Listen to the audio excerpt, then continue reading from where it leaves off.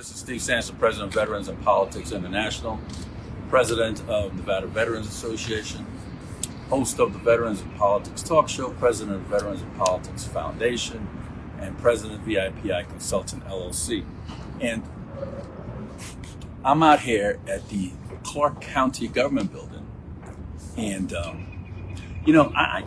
we just like to inform the public. We understand that all the Clark County seats are on the ballot come 2026. You got the Public Administrator's Office, you got the Clark County District Attorney's Office, Clark County Treasurer's Office, Clark County Recorder's Office, Clark County Assessor's Office, and the Clark County Clerk's Office. All those seats are going to be on the ballot in 2026. So we report on them as well. So I just want to tell you about the Clark County Recorder Debbie Conway. Now, be patient with me. I'm going to have to read, so I make sure that I got everything squared away. There's an allegedly 10-year backlog in property records. The Nevada Globe claimed the recorder's office was 10 years behind verifying property records, causing delays, staffing shortages, and costing taxpayers significant time and money. That's a problem. You need to know about that. Home title fraud, vulnerability. Local investigative journalists highlighting that it's so easy for liens, including fraudulent ones, to be filed against homeowners, raising concerns about predatory practices. There's also accusation of excessive fees. In 2010, Deborah Conway faced criticism in the Las Vegas Review-Journal for reportedly high fees. Business license rose from $75 to $300 plus a new $5 recording charge. There's also limited online access to records. Critics include for the 2022 challenger, John Evans stressed that the Clark County residents cannot view public records, documents online, and most physically visit offices or kiosks unlikely in other jurisdictions. That's a problem. Debbie Conway has been the Clark County Recorder's Office for a very long time now, at least 10 years. Old controversial potential conflicts of interest. In 2010, campaign issues resurfaced. Conway allegedly co-owned a construction company and a multi-million-dollar Summerlin home with then County Commissioner Yvonne Atkinson Gates. That's also a problem. You got all these problems with the Clark County Recorder's Office. And I was wondering, why is it that there's all these problems with the Clark County Recorder's Office? Why hasn't the Clark County Recorder addressed these problems? Let me tell you why. The Clark County Recorder doesn't come to work when everybody else is at work. There's been reportings from many, many different people saying that while everybody is leaving work 5:30, 6 o'clock, Debbie Conway shows up to work 6, 7, 8 o'clock at night and leaves wee hours in the morning before anybody else comes to work. That's a problem.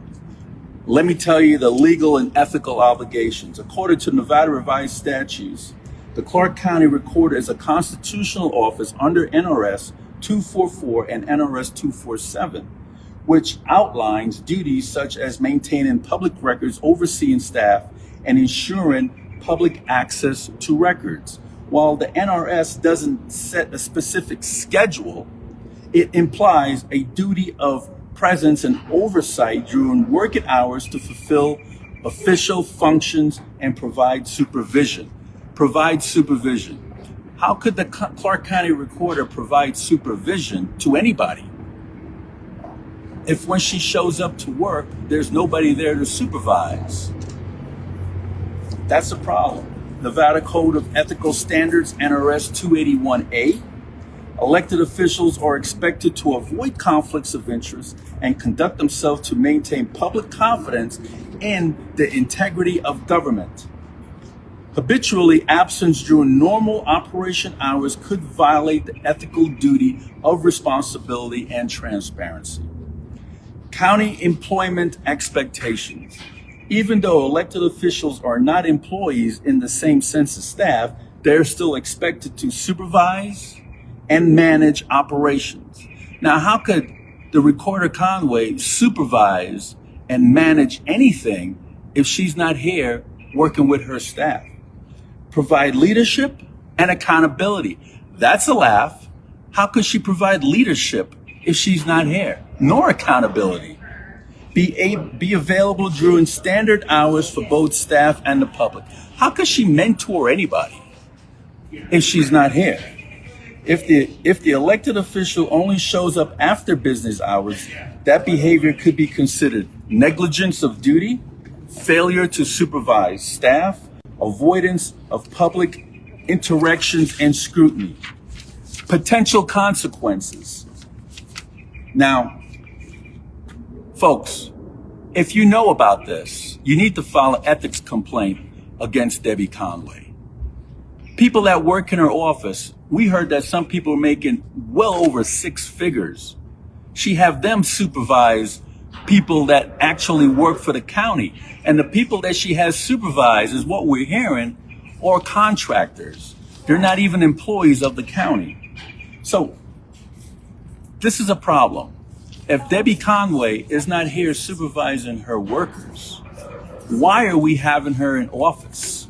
When we elect people, we put them in office to supervise, maintain, especially she has a title of department head. How could you be a department head if you're not at work when your staff is at work? Folks, we have a big election coming up in 2026. Please take a look at this. And I encourage anybody that wants to run for the Clark County Recorder's Office, do so, because this is problematic. We need to remove all these elected officials that take advantage of taxpayers. And this is one of them, folks. She's not doing her duties at 100%. She's not supervising staff. She's not leading staff. She's not mentoring staff. She's not here to do any of those things. She's showing up here after hours. So my question is, who is the Clark County Recorder 9 to 5? Who is doing the job of the Clark County Recorder? That's what we need to know. This is Steve Sanson, President of Veterans in Politics International. Until next time.